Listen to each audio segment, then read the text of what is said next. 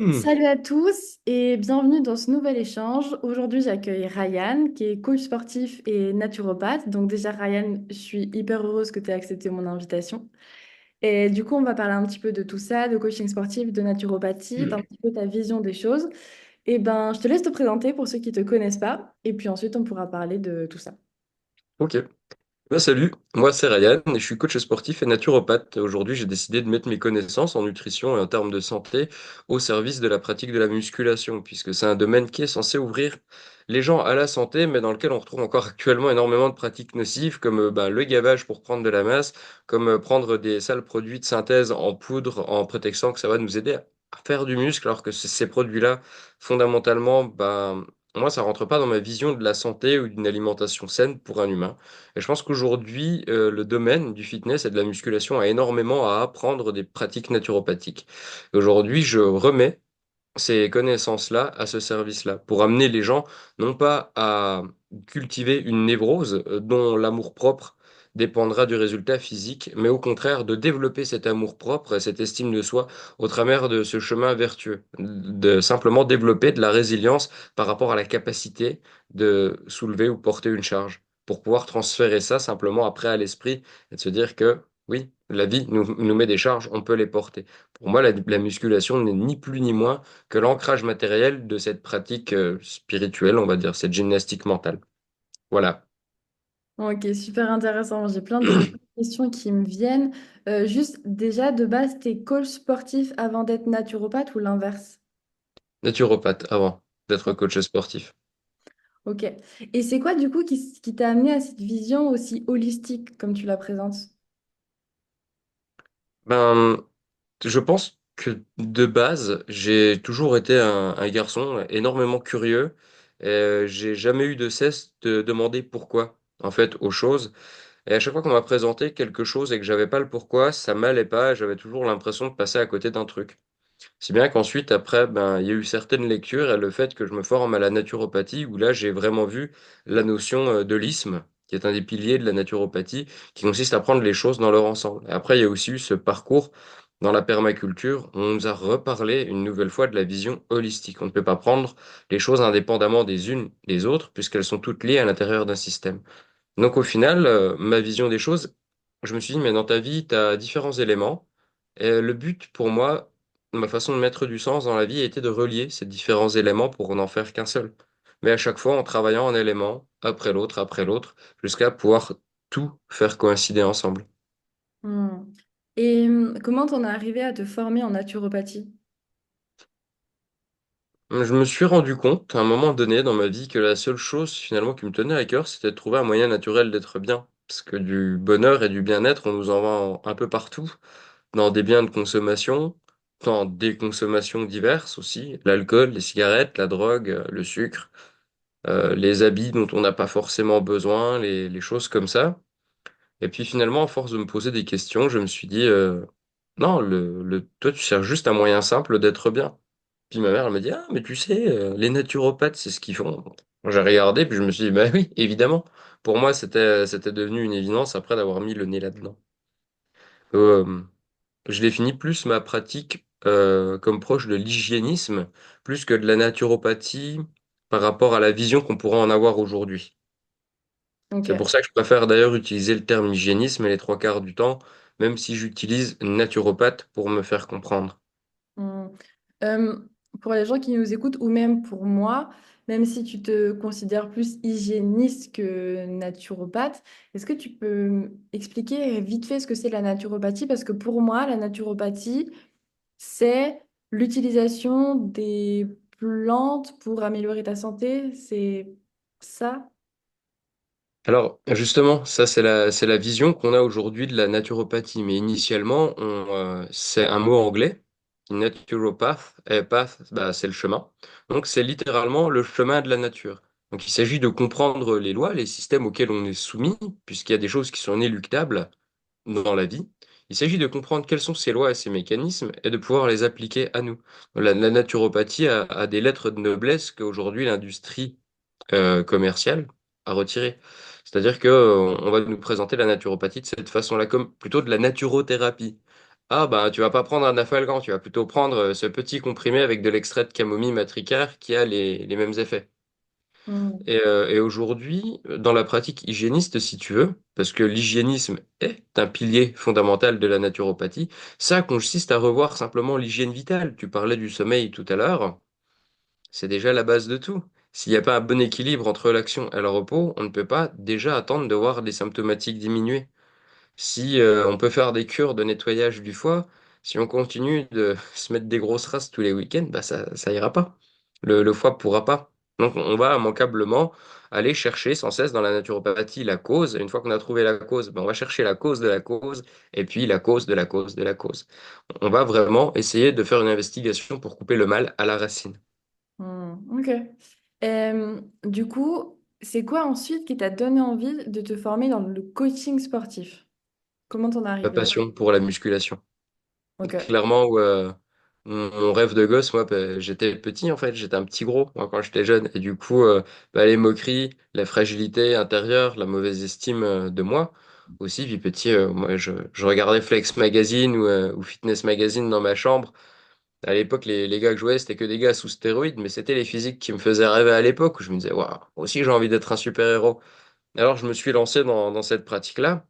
Et d'abord, elle m'a aidé à cultiver la névrose et l'insatisfaction constante, comme je te le disais tout à l'heure, où généralement c'est ce qu'on retrouve là, puisque c'est ce qui est valorisé.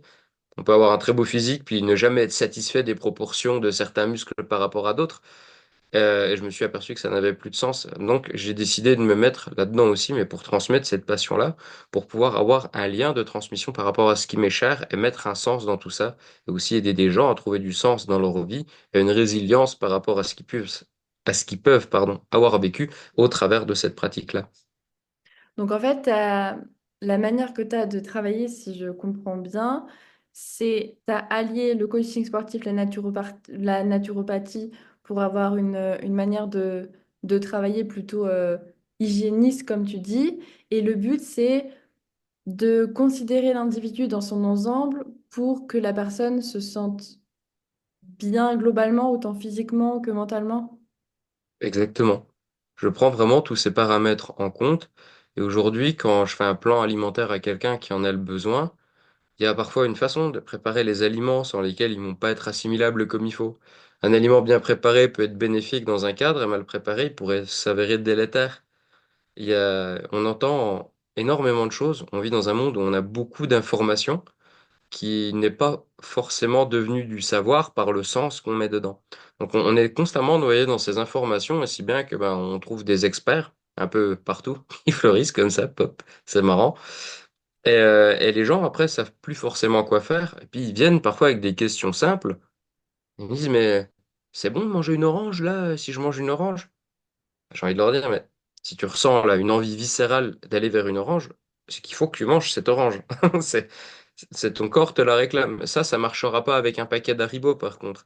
Mais ça marchera avec des bananes, avec des oranges, avec des carottes, des fenouils. À partir du moment où c'est brut et que notre corps nous dit mange-le, juste là, il faut pas réfléchir. Alors, évidemment, s'il y a une faiblesse de terrain par rapport à la digestion des fibres, etc., bon, ben, il y a peut-être d'autres techniques aussi, soit de préparation, soit une astuce pour contourner la chose et avoir les mêmes apports. Il Et s'agit vraiment de prendre les gens dans leur ensemble. Pour mes clients, je suis là aussi dans un cadre émotionnel. Je leur demande à chaque fin de semaine quelles étaient les émotions dominantes sur la semaine. Est-ce que tu t'es entraîné avec le baume au cœur et l'envie de réussir? Ou est-ce que pendant ton entraînement, tu disais putain, merde, j'ai fait mieux la semaine dernière, de toute façon, c'est nul, j'ai pas été. Qu'est-ce qu'il y avait dans cette tête? Et là, je vais pouvoir aider les gens aussi à démêler, les aider à comprendre ce que ça peut vouloir dire d'eux et de leur pratique. Parce que ça m'intéresse pas, j'ai vu ma compagne s'épuiser à faire du sport, de la musculation 4 5 fois par semaine. Et à chaque fois, elle en pleurait presque à la fin de l'entraînement. Elle le faisait parce que elle avait ce dogme-là. Et ça lui réussissait pas de pratiquer comme ça. Aujourd'hui, elle pratique différemment et ça va mieux. Mais j'ai vu les conséquences que ça a quand les gens sont là, puis ils se disent juste, j'ai un coach, j'ai payé un programme, si je fais pas le coach, il va me taper dessus, quoi, il va pas être fier de moi. Donc, je suis là avant tout pour que les gens aient de la santé, du bien-être et du confort dans leur vie. Oui, je veux leur amener un physique, mais si ça se fait au détriment de leur santé et de leur bien-être, ça m'intéresse pas. Hmm. Est-ce que tu suis aussi des personnes qui font de la compétition? Oui, oui, oui. Ok. Oui, j'en fais moi-même aussi. J'ai pour projet d'en préparer une l'année prochaine. J'avais vu ça dans une story. Et est-ce que du coup, parce que souvent on entend que, moi en tout cas dans la vision que j'ai en réathlétisation, c'est qu'il y a beaucoup de gens qui opposent le sport santé et le sport performance. Moi je pense qu'en fait c'est un continuum et que certes à un moment donné quand tu fais de la performance à haut niveau, etc., ta santé elle peut être impactée, mais je pense que tu peux faire les choses de la meilleure manière possible pour que ta santé soit le moins impactée possible. Mais du coup, moi, ce que j'aimerais avoir, c'est ta vision, toi, vu que tu as une vision très holistique. Est-ce que tu penses que dans le sport de compétition, c'est possible d'avoir ça, d'autant plus que bah, tu suis des culturistes, donc c'est quand même assez hardcore comme sport. Comment tu abordes le truc? En fait, mais déjà, ma vision de base est la même que la tienne là-dessus. J'ai vu hein, ce que ça donnait d'être en déficit prolongé pour aller chercher une performance esthétique. Et clairement, je peux affirmer que c'est pas la santé du tout. On n'est plus du tout dans la santé. Alors par contre, avec des connaissances solides et un bagage, on peut minimiser énormément de choses. On peut faire en sorte de limiter des dégâts parce qu'il y a, il y a des coachs qui sont de la vieille école, qui pratiquent encore d'une façon où bah, ils les flinguent en fait leurs athlètes. Alors moi, de toute façon, je prépare pas de compétiteurs déjà parce que j'estime que j'ai pas le niveau pour faire ça et que c'est vraiment spécifique. Mais c'est pas la santé, non. Et aujourd'hui, je pense que si je m'en suis tiré quelque part, c'est parce que déjà j'étais très bien entouré. Pascal s'est montré être un très bon coach là-dessus. Et aussi parce que derrière, j'ai pu appliquer certaines choses et j'ai pas négligé mes apports en micronutriments. Même si j'ai développé des TCA après ma compétition, parce que c'était la privation de nourriture, le non aux sorties, le non au cercle social constant, parce que je voulais pas être tenté, moi je voulais juste faire la meilleure chose de ma vie sur scène. Derrière, oui, j'ai eu des petits troubles du comportement alimentaire, quoi. Et après, ça s'est réglé mais parce que j'étais bien entouré. Et puis encore une fois, dans toute cette démarche-là, l'alimentation du culturiste de base, c'est des amandes, du riz, du poulet, des brocolis, du yaourt à la grecque. Il y a très peu de contenance micronutritionnelle. Je vois des copains, des collègues qui se mangent des bols de fromage blanc 0% avec une cuillère de whey à la fraise, et puis des sauces chocolat synthétiques. Enfin, je me dis, mais non, ça va faire que accélérer la sénescence en fait de manger ces choses-là. Elles remplissent le ventre, elles donnent des macronutriments, mais d'un point de vue physiologique, elles ne nourrissent pas. Elles sont mortes, ce sont des matières mortes qui ne contiennent plus grand-chose, où tout a été détruit par la cuisson. Et, tout à l'heure, donc tu m'as dit que tu accompagnais des athlètes aussi qui cherchaient la performance. Tu accompagnes quel type d'athlète? Ah non, j'ai dit que j'accompagne pas d'athlètes. Ah, pardon, excuse-moi, Non, j'avais non, compris. j'accompagne pas d'athlètes parce que j'ai pas le niveau. Ok, ok. Je n'estime pas avoir les compétences nécessaires pour prendre un athlète et l'amener aussi loin. Ok, ça marche. Et du coup, tu as dit que toi, tu avais développé des troubles du comportement alimentaire suite à ta prépa. Est-ce que tu penses qu'avec une autre manière de faire, de te préparer, ça aurait pu être évité ou pas? C'est une bonne question. Je trouve ça intéressant. Et en fait, là, je me dis non. Pour moi, ça aurait pas pu être évité par rapport à moi. Est-ce que d'autres personnes l'évitent?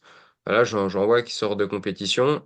Et, bon, leur alimentation, leurs macros sont respectés, mais les produits sont pas très nobles dans ce qu'ils mangent. Mais ils mangent ça pour éviter d'aller éclater des paquets de sneakers et gérer ça.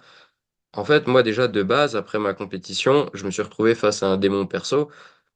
Et j'avais décidé que je ne suivrais plus le plan alimentaire à la fin de ma compétition. Je l'avais décidé, moi, de créer ce chaos-là, où je n'arrivais plus à accepter de pouvoir être frustré, même si c'était pour un bon objectif. Après, voilà, c'est propre à mon terrain. Il y en a qui en ont fait, puis il y en a qui en font plus, mais parce que je pense que ça relève aussi quand même d'une certaine forme de maturité émotionnelle qu'on acquiert avec l'expérience. Et moi, là, ma compétition, c'était ma première. J'ai bien vu les dégâts que ça a fait derrière. C'était difficile à rattraper. Donc, j'ai pas envie de revivre ça. Donc, je pense que la prochaine fois, là, j'aurai vraiment du pesant pour l'éviter. Ok. Et c'est quoi qui t'a donné envie de refaire peut-être de la compétition là bientôt, vu que sur la première, bon, tu as sûrement pris du plaisir, mais tu as quand même développé pendant un moment un rapport compliqué à l'alimentation, etc. C'est quoi qui te donne envie de retourner dedans? Et la passion, Très la bonne. passion. Quand on aime, ça vaut toujours le coup. Ouais, moi, j'adore ça, aller au carton. Alors, j'aide les gens à trouver un équilibre, mais moi, je suis combatif. J'adore aller me la donner. Et ouais, j'aime bien, tu vois, aller me faire du mal, parce qu'après, derrière, il y a un temps d'intégration, et je me répare. Pour moi, c'est vraiment un cheminement mental de faire ça. De me dire que je vais être dans l'inconfort, et que de toute manière, c'est le fait de vivre ces inconforts intenses qui nourrit cette pensée, cette croyance en moi que je suis capable de tout à partir du moment où j'en ai envie. C'est vraiment d'aller chercher la difficulté et la douleur là où elle est. Ok, donc euh, il y a 5 minutes, tu me disais que ça te rendait ouf de voir tes collègues manger des sauces synthétiques zéro, blablabla. Est-ce que toi, du coup, c'est un truc que tu fais quand même quand tu es en prépa et que tu n'as plus rien à bouffer pour te remplir un peu, ou tu as d'autres stratégies que tu mets en place? Alors, sur ma dernière prépa, ouais, j'ai fait des conneries. Clairement, il y a un moment donné, ce qui était le plus difficile, si tu veux, pour moi, c'était pas la restriction calorique, c'était la restriction alimentaire. Donc, j'avais un plan, et je devais suivre ce plan et que ces aliments-là. Ça, pour moi, c'était vraiment l'inconfort. Si j'avais une restriction que calorique et que je pouvais gérer les aliments comme je voulais, j'aurais probablement pas fait ça. Mais là, ça m'a amené à aller chercher, ben, d'ailleurs, ben, des barres protéinées. Parce qu'à une époque, moi, j'en ai mangé beaucoup. Et je me souviens que j'aimais bien ça. Et là, d'un seul coup, l'envie s'est réveillée. Je me suis dit, ah, tu peux manger cette merde après tout. Elle va te faire du bien au moral. Et j'ai mangé des conneries comme ça pendant ma prépa. J'ai fait des crises de boulimie aussi pendant ma prépa. Et je le vivais très mal. Et aujourd'hui, je dis que ça me rend ouf. Oui, mais en fait, je comprends. Je comprends parfaitement. Et ça veut rien dire par rapport aux compétences de ces personnes-là. Ça veut pas dire qu'ils sont irresponsables, loin de là. C'est juste que j'ai envie de dire non, non, on devrait pas. Les gens de l'industrie du fitness devraient être plus honnêtes que ça, en fait, avec nous et ne pas fourguer ces produits de merde. C'est un état d'esprit qui est attenant, je pense, à cette pratique où on nous dit oui, oui, mais le plaisir, ça passe par du produit ultra transformé, donc tu te retrouves avec des pâtes à tartiner hyper protéinées. Ça, d'ailleurs, bah, j'en ai mangé. Pendant ma prépa, j'en ai mangé, puis dans des moments de faiblesse, je suis même éclaté un peu à la cuillère. Donc, je l'ai fait aussi, alors que c'est des choses que je ne mange pas dans mon quotidien. Dans mon quotidien, je mange tout brut. J'ai envie d'une banane, je mange une banane. J'ai envie de ça, tout est brut. Les légumes viennent de mon jardin. Les œufs, c'est les miens. La viande vient de chez le voisin ou du village à côté. J'ai vraiment une alimentation qui est top. Et qu'en fait, quand je suis comme ça, j'ai aucune envie d'aller manger ces merdes. Parce que ça m'intéresse même pas. Je me dis, j'ai pas envie de mettre ça alors que c'est d'une piètre qualité et que je suis capable de produire un truc qui est 1000 fois mieux que ça pour moi. Et que j'aime aussi manger. Donc oui, voilà. C'était un peu long, mais synthétiquement, oui, j'ai fait des conneries de ce style. Hmm. C'est marrant que tu parles de l'industrie du fitness qui est pas très très honnête parce que pour la petite anecdote, il y a quelques temps, il y a une fameuse marque de fitness qui m'a contactée pour faire un partenariat. Et le truc, c'était on t'envoie des produits gratuitement, tu les testes, tu donnes ton avis et point. Et en fait, bon, déjà quand la marque elle m'a contactée, je me dis j'ai vraiment la tête d'une influenceuse, moi, regardez mon compte s'il vous plaît. Bon. Voilà, mais de temps en temps, ça m'arrive de commander des trucs sur ce site, donc je me suis dit, ma foi, je vais dire oui, et puis comme ça, j'aurai des trucs gratuitement, tu vois. Et en fait, par contre, comme quoi ils me connaissent pas, parce que moi, quand on me demande de donner mon avis, bah, je le donne, si c'est bien, je le dis, puis si c'est pas bien, je le dis aussi, tu vois. Et donc, le premier mois, enfin la première fois, en fait, je reçois mon fameux colis, donc voilà. Et du coup, je commence à donner mon avis en story, comme il voulait, tu vois. Et je commence à dire que le seul truc bien que j'ai reçu, c'était un legging, en fait, parce qu'il était cool et tout. Et les autres trucs, c'était de la bouffe. Et du coup, je commence à dire, bah, les gaufres là, elles sont bonnes, mais franchement, c'est bourré d'additifs, donc vous pouvez vous en faire vous-même, c'est peut-être un petit peu mieux. Puis je commence à donner mon avis comme ça sur les produits qui sont gustativement bons, mais où dedans il y a plein de merde. Et puis je connais des gens qui se sont beaucoup complémentés chez eux et qui ont eu des problèmes de transit, etc., etc. Et cetera. Et du coup, je le dis dans ma story, tu vois. Mais c'est pas méchamment, c'est juste, ils veulent un avis, donc je le Par donne. honnêteté intellectuelle. Comment? C'est par honnêteté intellectuelle. Ouais, voilà. Et puis, franchement, c'est bon, mais comparé à ce qu'il y a dedans et au prix, je pense que tu peux trouver le même truc ailleurs dans ton supermarché du coin, en fait. Et même si tu veux mieux, ben, tu peux te faire un truc toi-même, tu vois. Donc ça, je le dis. Et c'est drôle parce que du coup, quelques temps après, ils m'ont envoyé un mail en me disant que le partenariat était fini, etc. Parce que j'avais pas mis assez en avant la marque, etc., etc. Du coup, bon, je me doutais bien que le partenariat allait pas durer, mais je l'ai fait un peu pour le fun, tu vois. Et je me suis dit, putain, mais quand même, en fait, quand ils font des partenariats avec des influenceurs, en fait, il faut absolument que les mecs ils donnent un avis positif tout le temps même s'ils aiment pas, c'est un truc de ouf. Et du coup, ça me fait rire parce que tu me parlais de l'honnêteté de l'industrie du fitness. Et là, j'ai eu l'exemple concret plus, quoi. Donc c'est pour ça. Je te partage juste la petite anecdote, c'est marrant. Je suis pas surpris. Je suis pas surpris. D'ailleurs, les trois quarts des influenceurs fitness, ils sont traités comme des merdes hein, par la marque. Ils ont des exigences qui sont hautes. Il y a l'appât du gain qui est fort. Et, euh, et ça force les gens à se vendre parce que c'est de l'argent facile au final.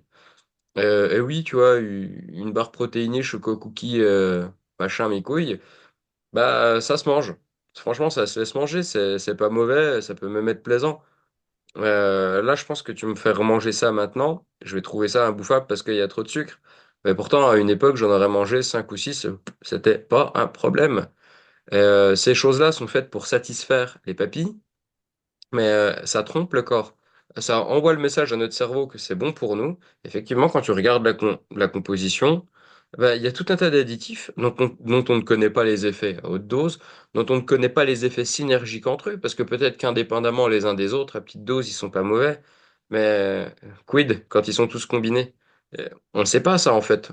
Et ça, on n'a pas non plus de recul là-dessus. Ça trompe littéralement notre corps, ça le fatigue pour rien, ça crée des déchets qui vont, pour moi, immanquablement à un moment donné ou à un autre, entacher la performance. Bon.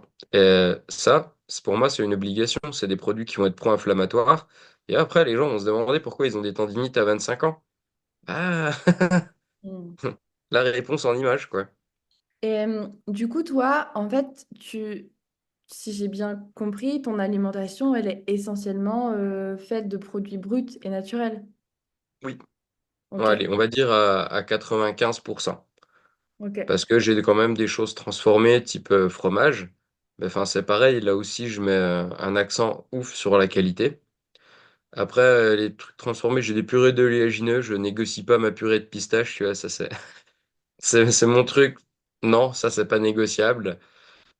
Et il y a d'autres choses, quoi, après, qu'est-ce que je pourrais dire sinon, mais non, hein. Des fois, j'achète les dattes en pâte. Je dois avoir quand même des canettes de Coca Zéro qui traînent dans un coin de ma cave, j'en ai. De temps en temps, j'en bois une. Puis après, ça me brûle l'estomac. Alors, je sais pourquoi je les avais laissés 5 mois. Tu vois, enfin, c'est de temps en temps, tu vois. Mais évidemment, je suis pas parfait. Je vais aller me taper une pizza. Des fois, je vais me taper un burger. En fait, mais 95% du temps, je préfère le faire moi-même parce que je ferai toujours mieux que ce qui m'est proposé à l'extérieur. Mhm. Je vois pas l'intérêt d'aller manger de la viande au restaurant si en plus la viande qu'on me sert, elle est pas de bonne qualité. Alors que finalement, cette entrecôte, je peux me la faire chez moi. Je sais d'où elle vient. Je connais la personne qui l'a faite. Enfin. Aujourd'hui, pour moi, il y a des choses qui font moins sens. Mon alimentation, elle est vraiment comme ça. Ouais, je comprends ce que tu dis. Bon, alors, objectivement, je mange beaucoup plus de merde que toi. Mais ce truc d'aller manger au restaurant, souvent, j'ai un peu de mal parce que, ben, en fait, moi, je cuisine beaucoup. Enfin, je cuisine des trucs simples, hein, ratatouille, point. Enfin, un truc basique. Je fais pas des plats de ouf. Mais je sais ce qu'il y a dans mon assiette. Et des fois, je me dis, je vais manger au restaurant. Un truc que je sais pas ce qu'il y a dedans, je sais pas comment ça a été cuisiné, comment ça a été, et ça me saoule. Et je me dis, putain, je dépense de la thune là-dedans alors que je préfère manger chez moi. Au moins, je sais ce qu'il y a dans mon assiette, donc je te comprends absolument pour ça. Euh, j'ai une question. Tu disais tout à l'heure que, je sais plus si c'est le terme que tu as employé, excuse-moi si c'est le mauvais terme, tu as dit que tu étais un petit gros. Désolée Oui. si c'est pas ça. Ok. Mais oui, oui, c'est le terme. J'étais petit et rond, potelé, gras et rouge, tu vois. Ok. J'imagine que du coup, quand tu étais un petit gros, ton alimentation, elle était peut-être pas ouf ouf ouf.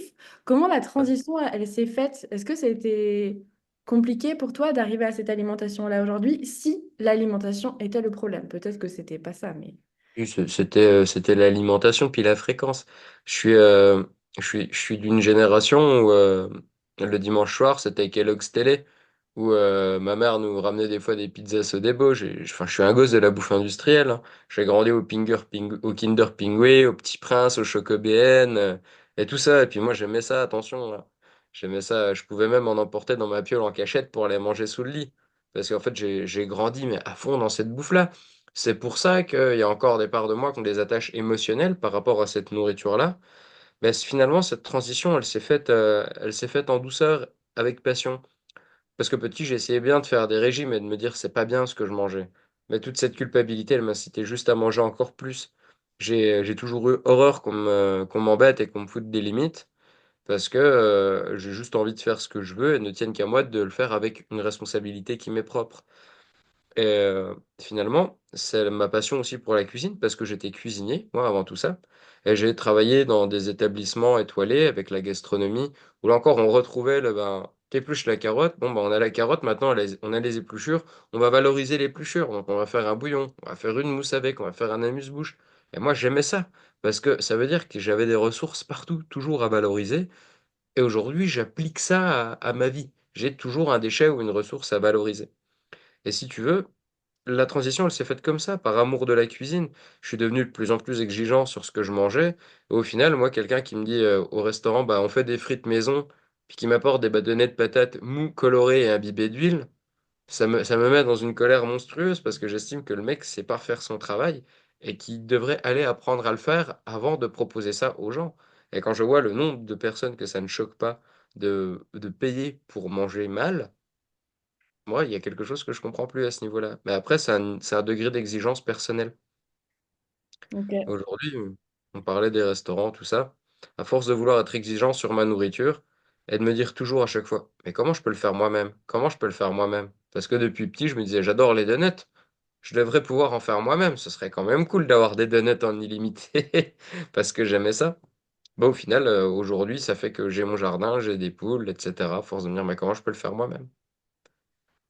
Toi qui as été un enfant de la malbouffe, qui a grandi avec ça et qui a aimé ça, est-ce que tu penses que, parce qu'on entend beaucoup dire que ben, la mauvaise alimentation, c'est très culturel, genre moi c'est pareil, quand tu me parlais des BN, des Kellogg's devant la télé, ben, émotionnellement, moi aussi j'ai eu des trucs.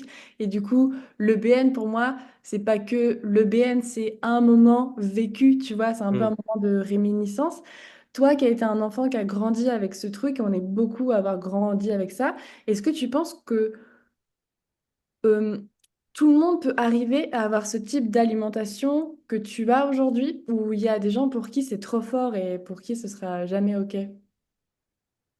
Je pense que les êtres humains sont capables de tout. Après, évidemment, il y a cette notion de terrain émotionnel, il y a cette notion de personnalité, puisque c'est ma personnalité aussi qui m'a amené là. Et on est tous différents face à l'effort. Et il y a pas d'égalité à ce niveau-là. Donc oui, c'est faisable pour tout le monde. Est-ce que tout le monde le fera avec la même facilité? Là, c'est quelque chose où je vais dire non. Mais pour moi, oui. À partir du moment où on veut, parce qu'en fait, moi, il y a de l'amour au milieu, et c'est ça qui fait que j'y vais. C'est l'amour d'une chose et le désamour d'une autre. C'est comme quitter quelqu'un qui nous fait du mal. Je fais ça parce que j'aime ça. Et c'est pour ça que pour moi, c'est facile, entre guillemets, pour les gens. Parce que je suis pas là en train de me dire, Ryan, tu dois absolument manger sain, nourriture saine, régime. Non, je mange une nourriture dont j'ai reconnu le fondement du bien-être. J'ai reconnu sa valeur, j'ai reconnu son goût. Je sais qu'elle me fait du bien, donc je fais ça par amour et par passion. Hmm.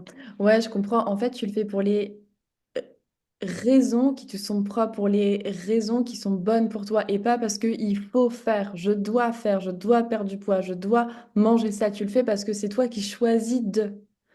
C'est ça. Je suis plus dans ce dogme-là, comme celui dans lequel j'étais quand j'ai commencé la musculation vers mes 18 ans. Et là, c'est vraiment aussi, après ma compétition, où j'ai pris un peu ce retour assez violent dans la figure, de me rendre compte qu'il y avait encore des choses qui persistaient chez moi et qui allaient me demander un travail. Et là, aujourd'hui, je suis un total calorique, mais il n'y a pas un jour qui se ressemble. Et je répartis mes calories différemment sur la journée. Enfin, je mange ce que je veux. Je n'ai pas d'aliment fixe. Simplement, si c'est pas la meilleure des qualités possibles, je vais essayer de pas le manger. Voilà. Et comment tu fais, toi, pour trouver des aliments qui soient qualitatifs tout le temps, ou en tout cas un maximum de temps? Ça me demande de la recherche. Ça me demande de la recherche et de faire fonctionner un peu de réseau, si tu veux. Parce que, ben, après, dans mon petit village, j'ai un voisin qui produit de la viande.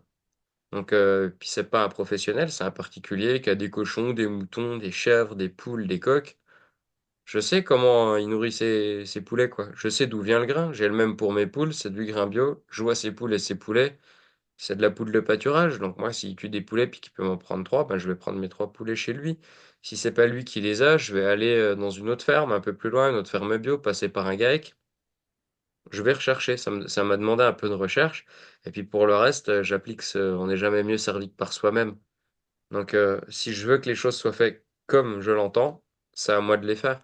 Si je veux nourrir mes poules moi-même et avoir mes œufs, c'est pour optimiser l'apport en minéraux et en micronutriments qu'il y a dans les jaunes.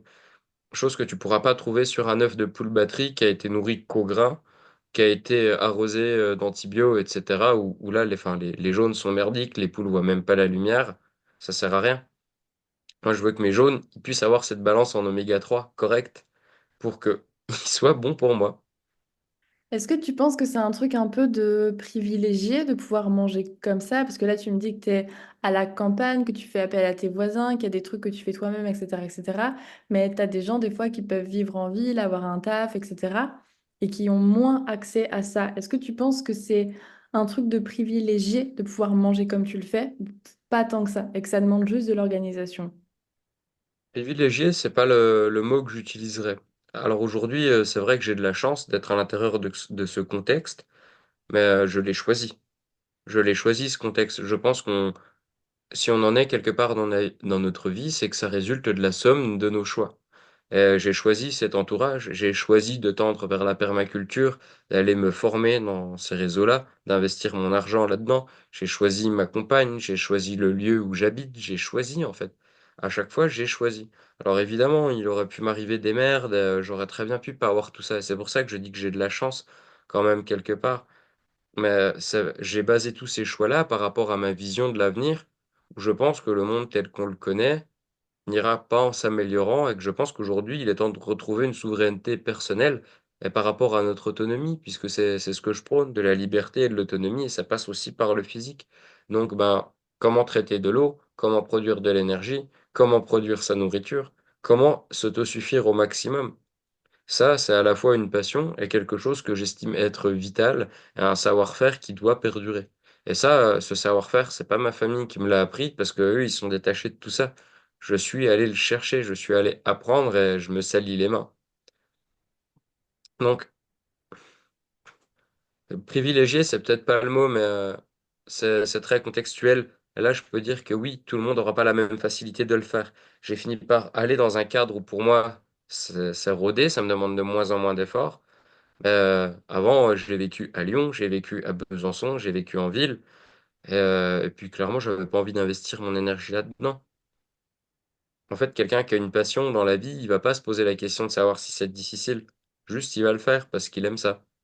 Mm. Et Puis ben, en après, fait, c'est mon cas.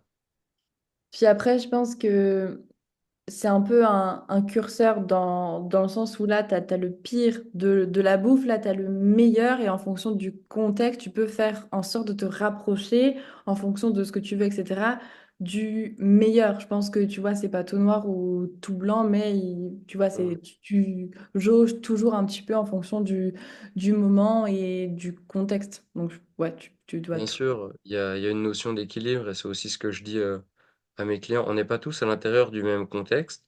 Et en fait, dans l'absolu, pour moi, il n'y a ni bien ni mal. c'est un paradigme dans lequel je ne suis pas parce que je trouve qu'il empêche la réflexion à trouver des solutions qui sont adaptées. Il n'y a rien de mal à aller faire tes courses chez Lidl si c'est ce qui est le plus adapté actuellement à ton contexte. Parce qu'en fait, la vie change, elle bouge et on ne peut pas toujours faire la même chose tout le temps. Parfois, on s'adapte et nos priorités changent. Aujourd'hui, ben, j'ai pas d'enfant, par exemple. Si j'avais un enfant, je ferais peut-être pas ce podcast, j'aurais peut-être pas le temps de faire d'autres choses. Donc, on n'est vraiment pas tous dans le même contexte. Donc, c'est pour ça qu'il n'y a pas un chemin qui est meilleur qu'un autre. Je ne dirai pas aux gens que mon chemin est plus vertueux que le leur parce que j'en suis même pas convaincu. Je fais ça parce que je reconnais aussi que ça correspond à mes croyances, à ma vision. Et ça, elle s'est formée avec mon vécu, avec mon expérience. On n'a pas tous le vécu et la même expérience. Et en fait, moi, ma vision, elle vaut pas mieux que celle de quelqu'un d'autre. Mm. C'est simplement que là, maintenant, c'est ça qui est juste pour toi. C'est tout. Exactement. C'est ce qui me permet, moi, d'être heureux. Mais je le Mm. fais parce que, comme je te disais, comme pour la nourriture, il y a de l'amour dans cette démarche. C'est pas un truc que je fais parce que t'es coupable si tu le fais pas. C'est mieux de faire comme ça, faudrait pas faire comme ça. Non, je le fais parce que j'aime ça. J'ai ce goût-là. Et la sensation que j'éprouve quand j'ai passé des heures et que je me suis tué, que je me suis fait du souci avec la saison, et puis qu'enfin, je vais récolter mon alimentation, cette sensation-là d'avoir une caisse de patates, mais qui est remplie du fruit de mes efforts, moi, mais elle me comble. À chaque fois que j'en ramasse une, j'ai une pomme de terre, elle vaut même pas 5 centimes, mais pour moi, c'est comme si je tenais une pépite. Quand je vois les kilos de courges, les courges énormes que j'ai, je me dis, mais pour moi, j'ai de l'or, ça vaut plus que de l'or, en fait, ce que je vois. Mm. Ça me remplit vraiment de joie. C'est quelque chose qui est nourrissant. Et après, j'ai le plaisir de pouvoir en offrir à ma belle famille, à ma mère, de pouvoir faire des bons plats avec, à ma compagne. Ma mère, mais elle vit avec moi, elle a accès à ça. Mais moi, ça me nourrit. Ça me nourrit. Trop bien. De toute façon, quand on parle, on sent que ça a du sens et qu'il y a, comme tu dis, de l'amour. Quand on parle, on sent vraiment. Ça fait plaisir.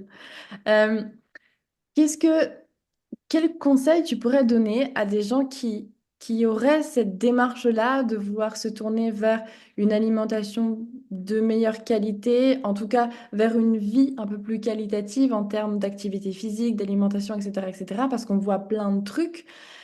Quel conseil tu pourrais donner pour faire un premier pas dans cette hygiène de vie-là? Rajouter.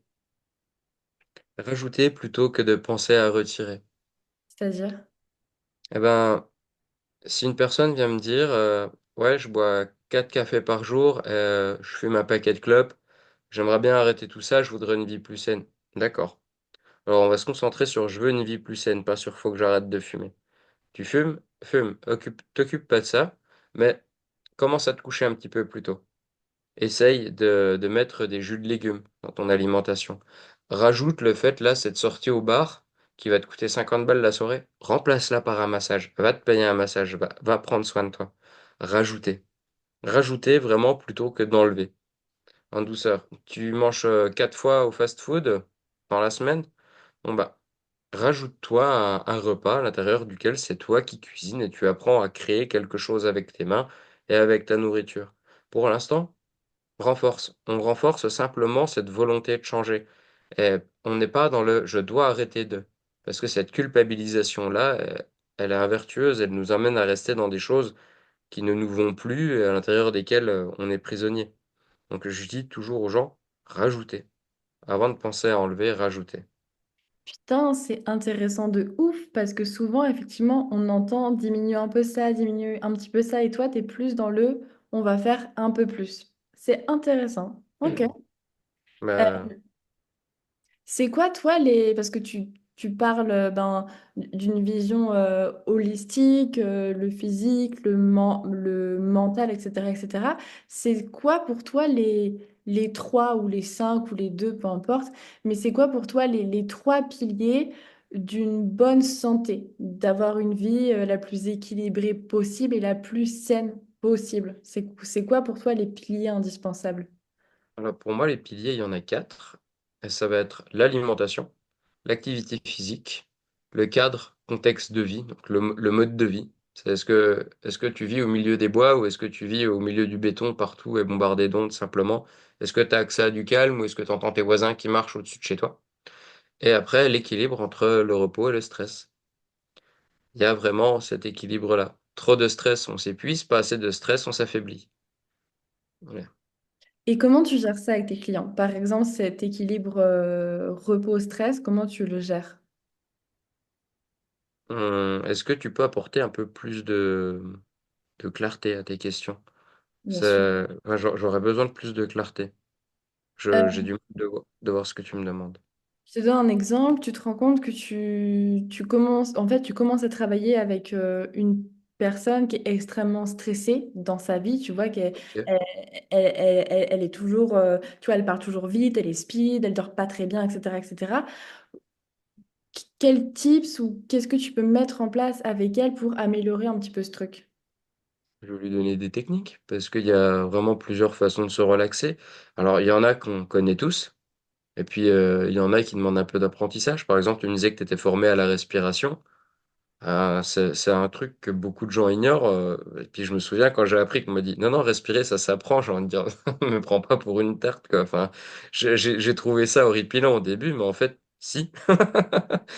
Donc, par exemple, je vais lui apprendre à respirer comme il faut. Je vais lui montrer des techniques de respiration qui vont être efficaces pour ça. Si elle n'a pas le temps de les appliquer parce que, ben, c'est-à-dire elle a le même tempérament que moi, ou moi, quand je me pose pour faire ça, j'ai la nette impression que je fais rien et je me fais chier et c'est quelque chose. Ça, c'est mon point faible. Et si ça, c'est pas son truc, on va trouver ce qui lui convient. Est-ce que soit ça te va pas mieux d'aller te prendre une douche bien chaude, de fermer les yeux et de te concentrer simplement sur l'eau chaude qui coule sur ton corps? Est-ce qu'il s'agit pas peut-être, tiens, qu'est-ce que tu as toujours eu envie de faire? Tu as toujours eu envie de dessiner, mais tu prends pas le temps. Commence à dessiner. Après tout, on a plusieurs façons de se reposer. Il y a du repos actif, il y a du repos créatif, puis il y a du repos aussi passif. Donc c'est celui d'aller s'allonger et de dormir. Il y a vraiment plusieurs façons de se reposer. Hmm. Donc je vais voir avec elle ce qui lui convient le mieux avec cette personne. Et pour ça, bon, bah, ça passe par une étude de cas, entre guillemets. Je vais devoir poser des questions. Et c'est pour ça que il y a cette importance du lien humain à l'intérieur de tout ça. Si les gens me font pas confiance, s'ils ont peur de mon jugement, et en se disant, ah ouais, lui il fait comme ça, moi non, il va me juger, je pourrais jamais aider les gens. Hmm.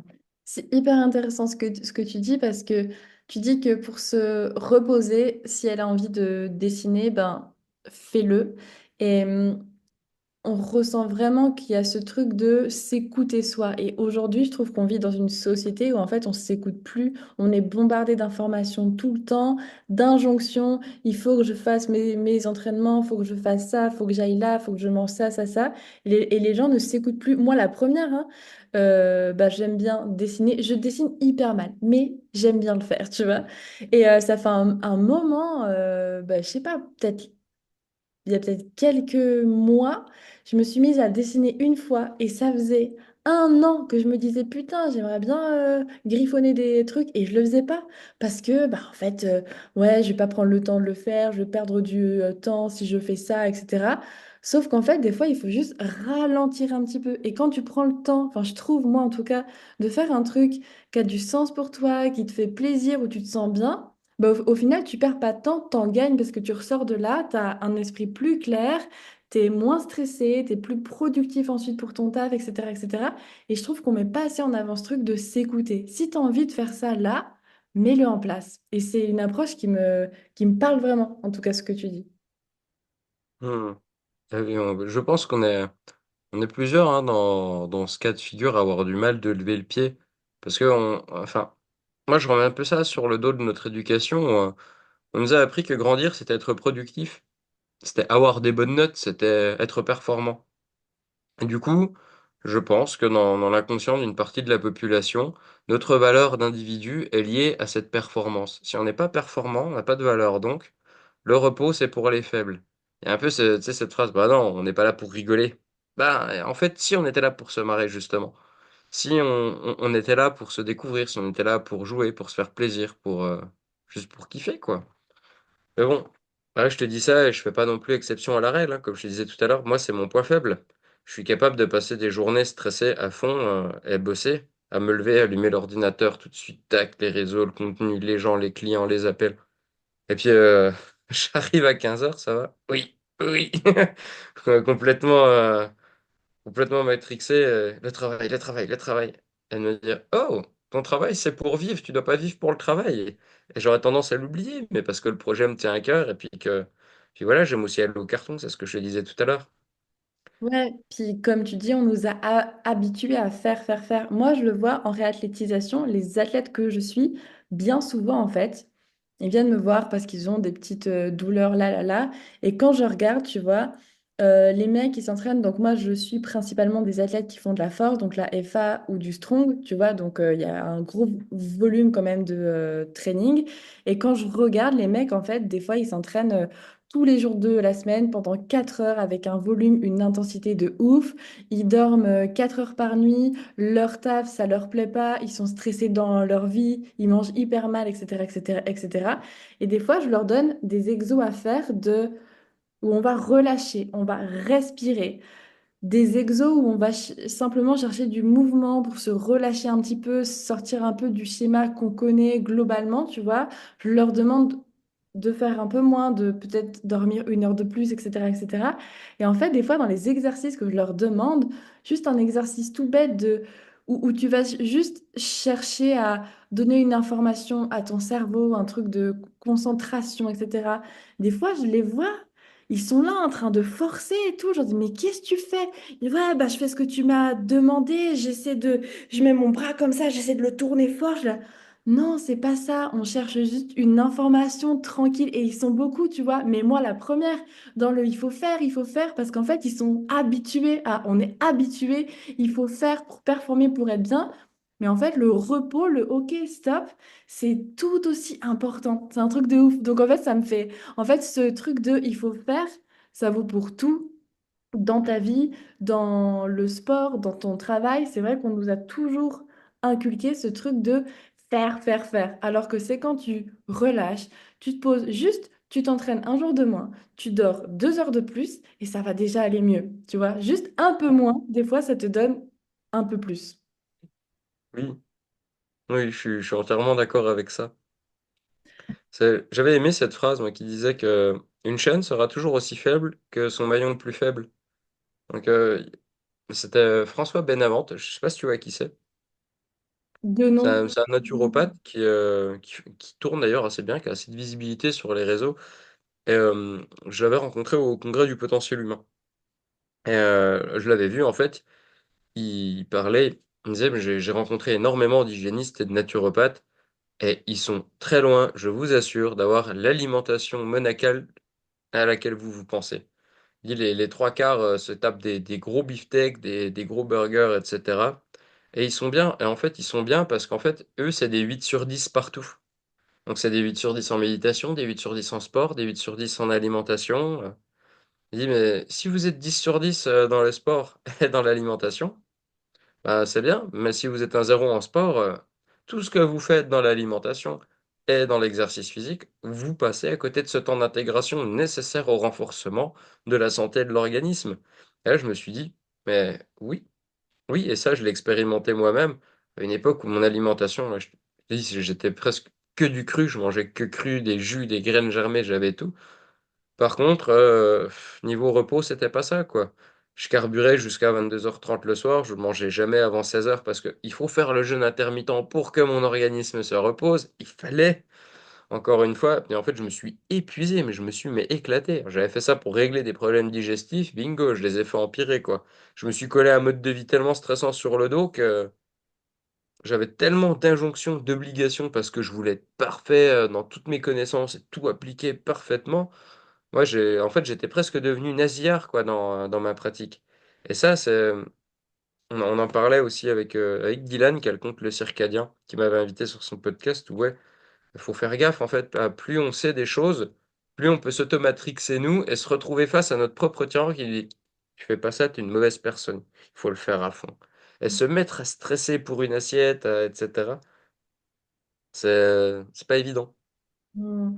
Ouais, je vois. Mais en fait, il faut juste s'écouter plus et sortir de ces injonctions qu'on nous met et qu'on se met nous-mêmes. Je pense il y a un truc que les gens ils pourraient retenir de ce podcast, c'est peut-être ça. Juste s'écouter plus, en fait, c'est tout. Euh, Ouais. on parle pas mal d'alimentation depuis tout à l'heure et c'est sûrement une question qui va venir. Euh, c'est quoi une bonne alimentation? Si des gens te demandent une alimentation qui est saine, qui est bonne, ce serait quoi? Ah, ça, c'est la question. Alors, moi, j'ai développé ma définition d'une bonne alimentation. Alors après, c'est la mienne. C'est pas une définition scientifique. Une bonne alimentation, c'est une alimentation qui nous fait plaisir. C'est une alimentation qu'on peut digérer et qui satisfait nos besoins. C'est tout. Donc les haribots, ça va pas. Ben, les haribots, ils te font plaisir, ils Ouais. correspondent à ton contexte, tu les digères bien. Ils remplissent juste pas la case remplir les besoins nutritionnels, parce qu'ils vont t'abîmer. Mais en soi, si finalement, si manger un petit paquet de Dragibus, ça te permet d'éviter de mettre un coup de pied dans le cul du chat parce que t'es de mauvaise humeur, c'est une bonne ou une mauvaise chose? Tu vois ce que je veux dire? C'est pas, tout n'est pas qu'en rapport avec le produit. Encore une fois, moi j'ai une façon de faire les choses qui est propre à moi. Ça ne veut pas dire que c'est la meilleure ou que d'autres choses sont mauvaises. Évidemment, moi je vais donner aux gens, je vais leur dire, bah les Haribo, il y a ça, il y a ça, ça va te faire ça, niveau intestin, ça fait ça. Mais c'est comme tout, si ton organisme est fort, le but d'un organisme fort, c'est de vivre la vie qu'on souhaite, c'est pas de vivre comme un moine. Ça, pour la bouffe, les gens peuvent faire la même chose que moi, s'ils en ont envie et parce que ça les fait vibrer. Moi, ça me fait vibrer. Et il y a des choses dont j'ai plus envie parce que j'ai mon regard dessus. Ça ne veut pas dire que tout le monde doit le faire, puisque le but d'être fort, c'est de vivre, c'est de pouvoir s'adapter à la vie. Donc une bonne alimentation, pour moi, c'est ça.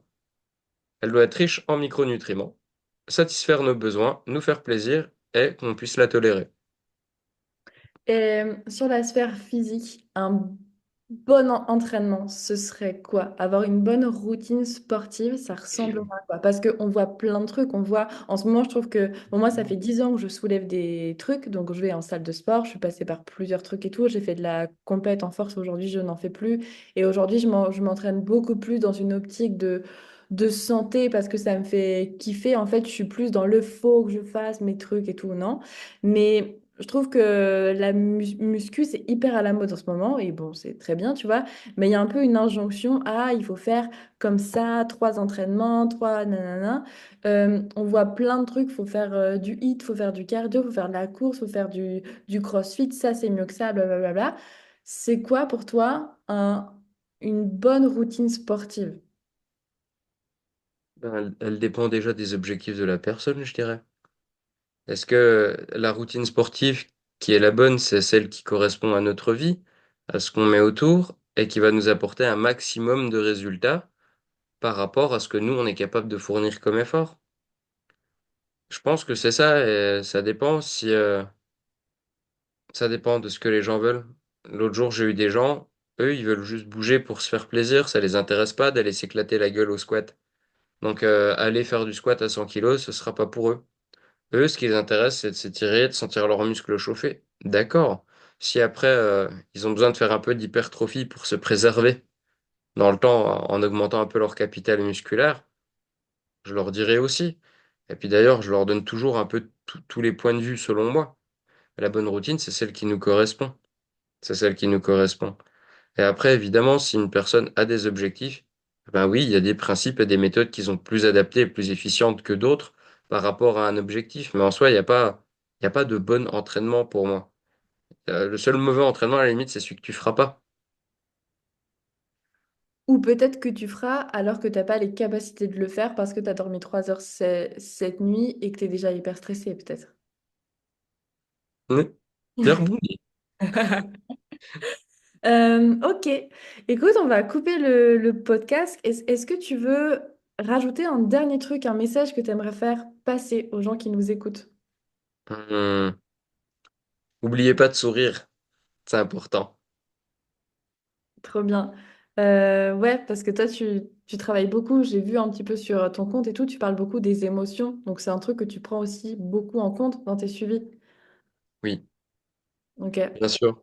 Je suis pas là que pour leur donner un programme sportif, à mon sens. Et moi, j'ai envie de mettre l'accent là-dessus parce que mon coach sportif, à la base, lui, c'est pas censé être un fin psychologue, mais j'ai eu la chance de tomber sur quelqu'un qui a une intelligence émotionnelle et qui a travaillé sur lui et qui a su me donner une écoute euh, quand moi j'en avais besoin. Et aujourd'hui, dans mon parcours de la gestion humaine via la permaculture, j'ai eu tous ces outils-là. l'écoute empathique, la communication efficace, non violente. Je suis allé voir des kinésios, j'ai fait ma psychothérapie. Je, En fait, je prends soin de moi. J'ai lu aussi, je me suis auto-documenté sur ce sujet-là. Donc, ça, ce qui m'intéresse, c'est que les gens soient heureux. C'est pas les gens avec des gros pecs, une taille fine qui font un beau monde, c'est des gens heureux. Donc, c'est super cool d'être bien foutu. Moi, j'adore ça. Euh, Mais c'est pas ça qui me rend heureux. Mon meilleur physique, je l'avais sur scène et pourtant, j'étais pas très heureux à ce moment-là. J'étais même plutôt très irritable. Donc, m'amène aussi à plus à l'importance de l'équilibre psycho-émotionnel. Hmm. Comment, une dernière question, comment tu travailles sur cet équilibre avec tes clients ou même toi? Comment est-ce que tu fais pour avoir cet équilibre-là? Est-ce que, enfin, même si c'est un tout, tu vois, mais est-ce qu'il y a des petites actions que tu mets en place au quotidien pour cultiver ce truc-là? Alors, ces temps-ci, j'ai moins de rigueur et j'ai mis un peu ça de côté. D'ailleurs, je sens bien que ça se fait. Le besoin se veut pressant. Je conseille aux gens de passer par l'écriture, puisque, ben, comme je l'ai vu ben, encore cet après-midi en visio, l'écriture permet de structurer la pensée. Elle nous permet d'ancrer dans la matière quelque chose qui est volatile et insaisissable, à savoir une pensée. Et des pensées, on en a tous, partout. Elles nous frappent partout, tout le temps, ouais. Et il y en a qui sont belles, qui nous font du bien, et il y en a d'autres qui nous font du mal. Mais le fait est qu'on réagit à ces pensées et qu'elles influent notre état émotionnel, comme si toutes les pensées qu'on avait étaient obligatoirement vraies. C'est simplement que le cerveau y trouve un sens puisque ça lui permet de trouver une direction à la réalité. Ça ne veut pas dire que c'est vrai. Ça veut juste dire que ça légitime un état ou que ça légitime une croyance chez nous. Et en fait, ces pensées-là, on peut apprendre à les gérer. On peut apprendre à remarquer nos pensées, savoir d'où elles viennent et se dire, mais attends, cette pensée-là, elle est à moi. Donc oui, je suis OK. Mais cette pensée-là, là, qui vient de me dire que je suis une merde ou que je suis un bon à rien, elle ne vient pas de moi. Ça, c'est ce qu'on m'a dit avant et de savoir qu'est-ce qui nous appartient et qu'est-ce qui ne nous appartient pas. Donc pour ça, il y a l'écriture. Après, évidemment, il y a plein d'autres outils. Être intègre, authentique, poser ses limites, dire quand on a quelque chose sur le cœur, mais pas le dire en disant à l'autre, tu m'emmerdes, mais plutôt oser dire à l'autre, écoute, dans cette situation, je me sens inconfortable, elle est difficile pour moi à vivre, j'aimerais t'expliquer quelque chose, et même si c'est pas ton genre, j'ai peur que tu me juges. Ça, généralement, c'est la chose qu'on pourrait dire pour éviter d'être sur la défensive quand on parle avec quelqu'un. Parce que quand quelqu'un est sur la défensive, ça veut juste dire ça. Et généralement, on a plus tendance à vouloir piquer et à légitimer cette émotion en disant oui, mais tu as eu tel comportement, c'est inadmissible. Mais ça nous détache de qui nous sommes. Ça nous détache de nos émotions, ça nous empêche vraiment de savoir ce qui est au fond de nous. Et alors que même si ça sent pas très bon, des fois, ce qu'on a au fond de nous, bah, il y a de la beauté dans tout ça. Et puis, comme j'aime à le dire, c'est dans de la merde que je fais pousser des courges et elles sont merveilleusement bonnes. Alors, tout n'est pas mauvais dans ce qui sent pas bon. Après, tout à l'heure, tu parlais que toi, tu étais vraiment mu par cet amour, en fait, et que c'est comme ça que tu étais venu avoir cette vie-là, tu vois, en tout cas, cette vision des choses. Et quand tu parles d'exprimer, en fait, ce qu'on ressent, bah là, tu as dit un truc, ça me blesse, je me sens inconfortable, etc., etc. Bah souvent, les gens, ils vont plus piquer l'autre, genre, tu as fait ça, plutôt que de parler un peu en jeu, je me sens mal parce que nanana. Mais en fait, ça demande le fait de parler en jeu, d'exprimer un peu ses émotions, ça demande de montrer sa vulnérabilité. Et il y a plein de gens qui sont pas OK parce qu'ils sont pas alignés en fait avec ce qu'ils ont, leurs émotions, leur vie, etc., etc. Et cetera. Et du coup, ben, des fois, c'est plus simple d'aller piquer l'autre, de mettre la faute sur l'autre plutôt que de prendre sa responsabilité et de se dire, OK, là, je me sens pas bien parce que nanana, donc est-ce qu'on pourrait trouver une solution ensemble? Et je pense qu'il y a beaucoup de gens pour qui c'est pas hyper simple, en fait, tu vois, d'exprimer ce qu'ils ressentent. C'est simple pour personne. Je pense que c'est très culturel. Aujourd'hui, à force de, je le fais de façon plus ou moins fluide quand j'en ai envie et parfois je ne le fais pas parce que je décide que j'ai pas à faire ce cadeau-là à tout le monde.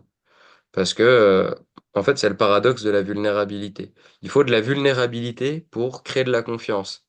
Mais pour exprimer sa vulnérabilité, on a besoin d'avoir cette confiance qui ne s'acquiert que en exposant sa vulnérabilité. Donc c'est en ça que le jeu est difficile et fait très peur aux gens. Parce que si tu t'ouvres à quelqu'un et tu lui dis, waouh, quand je t'ai entendu tenir tel propos, j'ai souffert parce que j'ai cru que c'était directement un jugement de ma personne.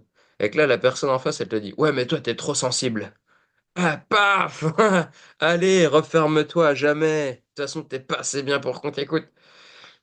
Là, y a rien de pire en fait à dire aux gens. Et on vit dans un monde qui pour moi est violent, mais parce que c'est comme ça qu'il s'exprime ce monde. Et on est toujours en train de remettre la responsabilité à l'extérieur sur des comportements qui sont apparemment mieux que d'autres. Ça, c'est adopté, ça, c'est pas adopté. Non, on, on- on voudrait que les gens soient robotisés et fonctionnent tous de la même manière selon notre propre code moral, puisque ben, il y a des choses qu'on trouve admissibles, d'autres pas. Puis moi, il y a des choses dans la vie qui me choquent pas, tu vois, je me dis, bah ok, c'est la personne, elle est comme ça, puis il y a des gens, je sais pas comment tu fais, moi je trouve ça inadmissible, c'est pas respectueux. Je dis, mais non, c'est pas... Elle, elle a sa vie en fait, et la vie elle est dure pour tout le monde. Donc je vais pas dire que cette personne est irrespectueuse, peut-être parce qu'à un moment donné, elle n'a pas forcément honoré sa responsabilité, j'honore pas toujours la mienne, et je sais que parfois c'est compliqué, et je sais qu'on vit dans un monde de gens fatigués qui sont parfois fragiles. Donc les juger, et juger de leurs actes, ça n'amènera rien de bon à ce monde. Ça fera que renforcer un peu cet état d'esprit de victimisation et de guerre ambiante entre les gens. Ce truc qu'on vit à Paris dans les métros. C'est un peu la guerre entre les gens, quoi. Cette ambiance oppressante, moi, j'en veux plus. De toute façon, tout est un peu fait. Bon, on s'éloigne un peu du sujet du podcast, mais tout est un peu fait, j'ai l'impression, pour qu'on soit de plus en plus divisé. Oui, j'ai... De là à dire... Enfin, de là à dire que c'est fait pour... Je ne pense pas que ce soit le but de ce qui est mis en place, mais plutôt une de ses conséquences. Si tu veux, c'est comme fumer. Quand tu fumes, c'est pour te déstresser. Le but, c'est pas d'attraper le cancer. Hmm, ouais, ok. Euh, ok, eh ben écoute, on va couper le podcast là, depuis que je le dis. Où est-ce que les gens peuvent te retrouver? Alors, ils peuvent me retrouver sur mon compte Instagram. Et mon compte Instagram, c'est culturisme hygiéniste. Ok, et tu travailles essentiellement en ligne ou aussi en présentiel? Non, je travaille que en ligne. Ok, ça Parce marche. que c'est ce qui correspond à mon mode de vie. Ok. Bon, en tout cas, je mettrai tes contacts dans le truc là, la vidéo, si les gens veulent te retrouver. En tout cas, je te remercie beaucoup d'avoir accepté d'intervenir dans ce podcast-là et je pense qu'on aurait pu parler encore beaucoup. Euh, je te remercie et puis je remercie à tout le monde de nous avoir écoutés et je dis à bientôt. C'est moi qui te remercie, Cindy, de m'avoir invité ici. Ça m'a fait du bien, puis ça m'a fait plaisir. Alors, merci beaucoup pour ta confiance et de m'avoir offert un espace d'expression. Avec plaisir. Salut! Merci, bon dimanche.